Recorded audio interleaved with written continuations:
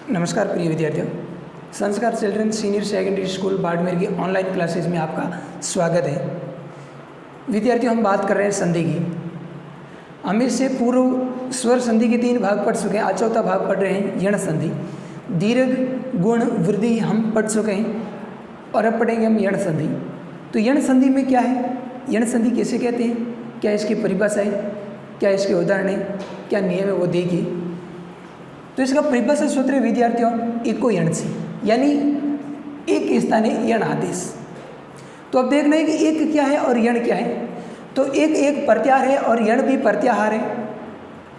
तो विद्यार्थियों एक प्रत्याहार का मतलब है कि यानी ई उ री और ली, और यण का मतलब है य व र ल। तो अगर पदांत यानी पहले शब्द का अंतिम वर्ण अगर एक प्रत्याहार का कोई वर्ण यानी ई उ री ली इनमें से कोई वर्ण है और इनके बाद दूसरे शब्द का पहला वर्ण अगर कोई असमान स्वर है, असमान स्वर का मतलब है कि ई के बाद में ई नहीं होना चाहिए, ऊ के बाद में ऊ नहीं होना चाहिए, री के बाद में री नहीं होना चाहिए और री के बाद में ली नहीं होना चाहिए। इनके अलावा अगर कोई भी स्वर वर्ण आ रहा है तो एक प्रत्याहार के स्थान पर यण आदेश हो जाएगा। अर्थात ई के बाद कोई असमान स्वर आ रहा है तो ई का य बन जाएगा, ऊ के बाद कोई असमान स्वर आ रहा है तो ऊ का व बनेगा, री के बाद कोई असमान स्वर है तो री का र बनेगा और ली के बाद कोई असमान स्वर है तो ली का विद्यार्थियों ल बन जाएगा।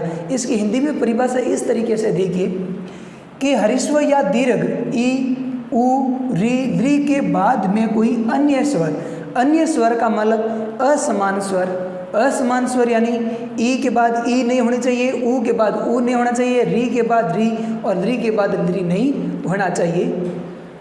तो अन्य यानी असमान स्वर हो तो पूर्व का मतलब है कि पहले शब्द का जो अंतिम वर्ण एक प्रत्याहार का वर्ण यानी पूर्व यानी ई ऊ री ली इन 4 वर्णों में से जो भी वर्ण आया है उसके स्थान पर क्रमशः य व र ल हो जाता है। यानी कि ई के बाद कोई असमान स्वर है तो ई का य बनेगा, ऊ के बाद कोई असमान स्वर है तो ऊ का व बनेगा, री के बाद कोई असमान स्वर है तो री का र बनेगा और ली के बाद कोई असमान स्वर है तो ली का ल बनेगा। इसके उदाहरण देखिए। पहला नियम यह है कि ई के ई प्लस असमान स्वर बराबर य, यानी ई के बाद कोई असमान स्वर है यानी ई से भिन्न कोई स्वर आया है तो ई के स्थान पर यह हो जाएगा। जैसे अति धन अंत। तो विद्यार्थियों अति पदांत क्या है, ती यानी ई और ई के बाद में क्या है अ आया है, यानी तो ई के बाद में अ यानी असमान स्वर है तो ई के स्थान पे क्या बन जाएगा विद्यार्थियों यह बन जाएगा। तो यहाँ से ई को हटा दो, क्या रह जाएगा अत। त कैसा है आधा है और ई को हटाएंगे और जोड़ेंगे किसको यह को तो क्या बनेगा अत्य। अब यह के साथ में अंत जोड़ेंगे तो क्या बन जाएगा अत्यंत। दूसरा उदाहरण है प्रतिधन एकम। प्रति पदांत क्या है ई हरिस्व और इसके बाद में ए यानी अन्य स्वर है असमान स्वर है तो इस ई का क्या बन जाएगा विद्यार्थियों यह बन जाएगा। तो प्रति में से ई को हटा दीजिए, क्या बनेगा प्रत और यह जोड़ेंगे तो बन जाएगा प्रत्यय और साथ में एकम जोड़ेंगे तो बन जाएगा प्रत्येकम। अगला है यदि धन अपि। यदि पदांत ई है और ई के बाद में आगे अ यानी असमान स्वर है तो ई के स्थान पर यह हो जाएगा। तो यानी यद और यह जोड़ेंगे तो बन जाएगा यद्य, आगे अपि जोड़ेंगे तो बन जाएगा यद्य अपि। इसका दूसरा नियम क्या है विद्यार्थियों, दूसरा है कि ऊ के बाद में असमान स्वर है तो ऊ का क्या बनेगा वह बनेगा। ऊ हरिस्व हो या दीर्घ कोई शब्द हो उसके बाद में ऊ से भिन्न कोई स्वर आ रहा है तो ऊ के स्थान पर वह बन जाएगा। जैसे मधुधन अरि। मधु पदांत क्या है ऊ है और आगे क्या आया है अ यानी असमान स्वर है तो ऊ का क्या बन जाएगा विद्यार्थियों वह बनेगा। तो ऊ को हटा दीजिए, क्या बनेगा मद, आगे जोड़ेंगे वह क्या बनेगा मध्व, आगे अरि क्या बन जाएगा मध्वरी। अगला उदाहरण है सुधन आगतम। सु पदांत क्या है ऊ है और ऊ के बाद में आगे आ आया यानी असमान स्वर है तो ऊ के स्थान पे क्या बन जाएगा व। तो इसमें हम सु में से ऊ को घटा देंगे तो फिर से आधा स रहेगा, आधे स के साथ में व जोड़ेंगे क्या बन जाएगा स्व, और आगे जोड़ देंगे आगतम, क्या बन जाएगा स्वागतम। अगला उदाहरण है अनुधन अय, अनु पदंत उ के बाद में आगे असमान स्वर है तो उ का बन जाएगा व, और क्या बन जाएगा अन्व, आगे अय जोड़ेंगे तो बन जाएगा अन्वयः। अगला तीसरा नियम है कि री के बाद में कोई असमान स्वर आ रहा है विद्यार्थियों तो री का र बनेगा। जैसे पितृ, पदंत क्या है री है, री के बाद में आगे क्या है आ, यानी आ असमान स्वर है, अन्य स्वर है तो री का क्या बन जाएगा र, तो री को हटा दीजिए, पित और र को जोड़ेंगे क्या बन जाएगा पितृ, आगे आदेश जोड़ेंगे क्या बन जाएगा पित्रादेश।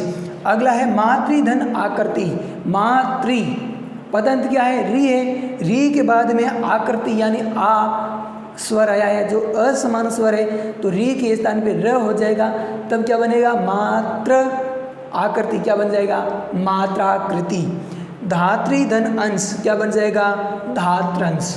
चौथा नियम इसका क्या है कि ली प्लस असमान स्वर बराबर ल, यानी ली के बाद में कोई असमान स्वर यानी ली के बाद में ली के अलावा कोई स्वर आ रहा है तो ली के स्थान पर ल हो जाएगा।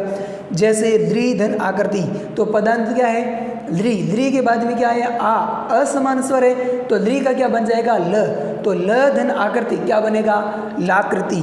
अगला है ली धन आकार, तो ली के बाद में असमान स्वर है तो ली के स्थान पे क्या हो जाएगा विद्यार्थियों ल हो जाएगा, और ल के साथ में अकार जोड़ेंगे तो क्या बन जाएगा लकार। तो ये है अपनी गुण संधि।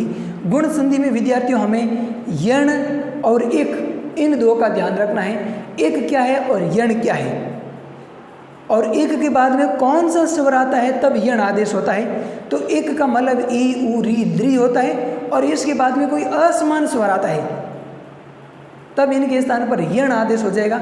विद्यार्थियों मैंने पहले भी आपको जब हमने पहली क्लास में वर्णमाला पढ़ी थी तब मैंने व्यंजनों में दूसरा भाग जो होता है अवर्गीय व्यंजन, तो अवर्गीय व्यंजन के हमने दो भाग किए थे, एक तो किए थे अंतःस्थ और दूसरा किया था ऊष्माण। तो अंतःस्थ में हमने कर्म पढ़ा था, क्या पढ़ा था य व र ल, और ये अपने अब यहाँ यण संधि में मैंने आपको बताया था कि इनका जो कर्म है वो यण संधि में काम आएगा, तो यहाँ पर ये अपना काम आ रहा है। इसका मतलब क्या है, ऐसा क्यों आता है, इसका कारण है माहेश्वर सूत्र और यण संधि। यानी यण संधि में क्या है विद्यार्थियों, पहले ई के बाद में उ आएगा तो य के बाद में व आएगा, उ के बाद में री आता है इसलिए व के बाद में र आता है, और री के बाद में ली आता है इसलिए र के बाद में ल। कारण क्यों, क्या कारण है कि ई का क्या बनेगा य, उ का क्या बनेगा व, री का क्या बनेगा र, ली का क्या बनेगा ल। जब स्वरों का क्रम यह है तो इसलिए इनका यण वर्णों का क्रम भी यानी अंतःस्थ जो व्यंजन उनका क्रम भी यही रहेगा। अब हम आगे पढ़ेंगे अयादि संधि, तो वो देखिए। तो विद्यार्थियों हम बात कर रहे हैं अयादि संधि की। अयादि संधि में क्या होता है, अय आदि, अय एक आदेश है और आदि का मतलब प्रारंभ, यानी अय आदेश से शुरू होने वाली संधि अयादि है। तो इसका परिभाषा सूत्र क्या है, इसकी क्या परिभाषा है, क्या उदाहरण है, तो देखिए। तो विद्यार्थियों इसका परिभाषा सूत्र है एचो ऐ वा याव, एचो ऐ वा याव। इसका मतलब है, इसकी व्याख्या क्या है देखिए, एच स्थाने ऐ औ आय आव इति आदेशा भवन्ति। एच यानी एच एक प्रत्यार है, एच प्रत्यार का मतलब है ए ओ ऐ औ, ये एच प्रत्यार है। और ये सूत्र क्या कहता है कि एच स्थाने ऐ औ आय आव इति आदेशा भवन्ति।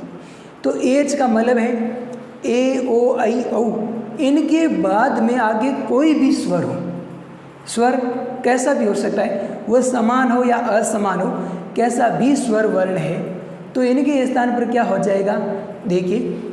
अगर ए के बाद में कोई असमान या समान कैसा भी स्वर है तो ए का आई बन जाएगा, और ओ के बाद कोई स्वर है तो ओ का औ बन जाएगा, आई के बाद कोई स्वर है तो आय बनेगा, और औ के बाद कोई स्वर है तो औ के स्थान पर क्या बन जाएगा विद्यार्थियों आव बनेगा।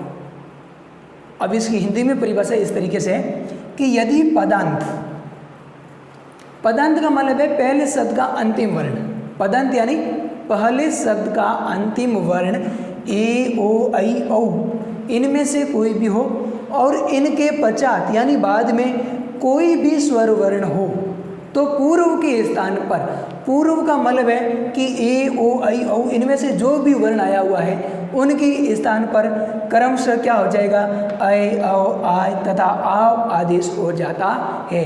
यानी कि ए के बाद में कोई स्वर है तो ए का ऐ, ओ के बाद कोई स्वर है तो ओ का औ, ऐ के बाद कोई स्वर है तो ऐ का आय तथा औ के बाद में कोई स्वर है तो औ का बन जाएगा आव। उदाहरण देखिए विद्यार्थी, इसकी क्या है, कैसे है देखिए। ए प्लस स्वर यानी पदांत अगर ए है यानी पहले शब्द का अंतिम वर्ण ए है और द्वितीय शब्द का प्रथम वर्ण कोई सा भी स्वर है तो ए के स्थान पर ऐ हो जाता है। यानी कि देखिए जैसे ने, ने में पदांत क्या है विद्यार्थियों, ने में ध्वनि किसकी आ रही है, ने, ए की आ रही है और ए के बाद आगे क्या है, अ यानी स्वर है तो ए यानी ने में जो ए है उसके स्थान पर ऐ बनेगा। तो ने में से ए को हटाएंगे तो क्या रहेगा, न, और न के साथ ऐ जोड़ेंगे तो क्या बनेगा, नय, और आगे अनम जोड़ देंगे तो क्या बन जाएगा विद्यार्थियों, नयनम। दूसरा है चे धन अनम, चे पदंत ए और आगे अ है तो ए के स्थान पर ऐ हो जाएगा तो ए को हटा दो क्या रहेगा, च, च के साथ में ऐ जोड़ेंगे क्या बनेगा, चय, और आगे अनम जोड़ देंगे तो क्या बन जाएगा, चैनम। कवे धन ए, कवे पदंत क्या है ए को हटा दीजिए क्या रह जाएगा, कव, ए के स्थान पर जोड़ देंगे ऐ क्या बन जाएगा, कवे, और आगे ए जोड़ेंगे तो क्या बन जाएगा, कवये।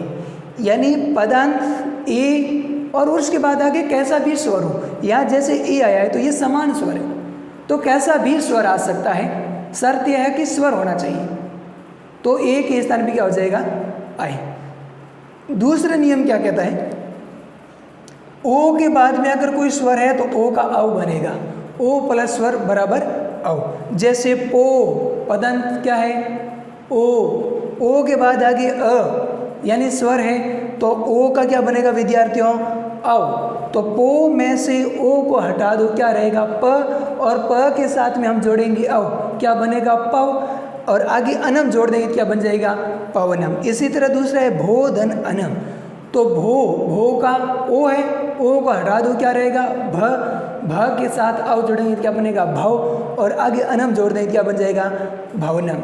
इसी तरह श्रोधन अनम क्या बन जाएगा, श्रवणम। विद्यार्थियों ध्यान देना कि यहाँ पर तो लिखा है अनम न और यहाँ बना है न, यानी न का न बनता है, न का क्या बनता है, न, ध्यान रखना ये न का ही न बना है। आगे है क। तीसरा नियम है कि ऐ के बाद में कोई स्वर आया है तो ऐ के बाद स्वर आने पर ऐ का बन जाएगा आय। जैसे गई, गई में ध्वनि किसकी आ रही है विद्यार्थियों, गई, ऐ की आ रही है यानी पदांत ऐ है और ऐ के बाद में आगे अ स्वर वर्ण है तो ऐ का क्या बन जाएगा, आय। जैसे गई में ऐ को हटा दो क्या रहेगा, घ के साथ जोड़ दो आय क्या बनेगा, गाय, आगे जोड़ेंगे अक क्या बन जाएगा, गायक। नई धन अक, नई, नई में ध्वनि किसकी आ रही है, ऐ की, नई में से ऐ को हटा दो क्या रहेगा, न, और ऐ के स्थान पे क्या जोड़ दोगे, आय क्या बनेगा, नाय, और आगे जोड़ देंगे अक क्या बन जाएगा, नायक। आगे इसी तरह त्रयी धन अते क्या बन जाएगा, त्रयी, त्रायते। चौथा नियम इसमें यह है कि अगर औ के बाद में कोई स्वर वर्ण आ रहा है तो औ का बन जाएगा आव। जैसे भौ, ध्वनि किसकी आ रही है, औ की आ रही है यानी पदांत औ है और आगे ऊ है तो ऊ स्वर है तो औ के स्थान पे क्या हो जाएगा, आ। तो भौ में से औ को हटा दो क्या रहेगा, भ, और जोड़ देंगे आव क्या बनेगा, भाव, और आगे जोड़ देंगे उक क्या बन जाएगा, भावुक। इसी तरह नौ धन एक, नौ, औ को हटा दो क्या रह जाएगा, न के साथ में क्या जोड़ देंगे, आय, सॉरी आव क्या बनेगा, नाव, और आगे जोड़ देंगे एक क्या बन जाएगा, नाविक। नौ धन अवतु, नौ पदंत क्या है, औ है और आगे अ स्वर है तो औ का क्या बन जाएगा विद्यार्थियों, आव। तो नौ में से औ को हटा दो, क्या रह जाएगा न, और औ के स्थान पे क्या जोड़ेंगे आ, क्या बनेगा नाव, और आगे जोड़ देंगे अवतु, क्या बन जाएगा नावतु। नावतु का मतलब होता है कि हम दोनों के द्वारा समझा गया, या हम दोनों के द्वारा पढ़ा हुआ, या हम दोनों के द्वारा ग्रहण किया हुआ, यह होता है नावतु। तो विद्यार्थियों ये चारों नियम इसके पूरे हो गए अयाधी संधि के। तो इस तरीके से अपनी ये अयाधी संधि भी पूरी हो गई। तो विद्यार्थियों अगर हम कक्षा 6 से 8 तक की बात करें तो उनके लिए स्वर संधि पूरी होगी, लेकिन कक्षा 9वीं और 10वीं की बात की जाए तो उनके लिए अभी स्वर संधि बाकी है, क्योंकि कक्षा 6 से 8 तक में हमने जब स्वर संधि इसकी परिभाषा पढ़ी थी तब हमने पढ़े थे कि स्वर संधि के 5 भेद होते हैं, लेकिन 9वीं और 10वीं की कक्षा के लिए जो हमने वीडियो अपलोड किया था उसमें बताया था कि स्वर संधि के 7 भेद होते हैं। तो अपने 5 भेद हो गए और 2 भेद और बाकी है कक्षा 9वीं और 10वीं के लिए, वो पढ़ेंगे हम अगले नेक्स्ट ऑनलाइन क्लासेस में। आज के लिए अपना इतना ही, थैंक यू।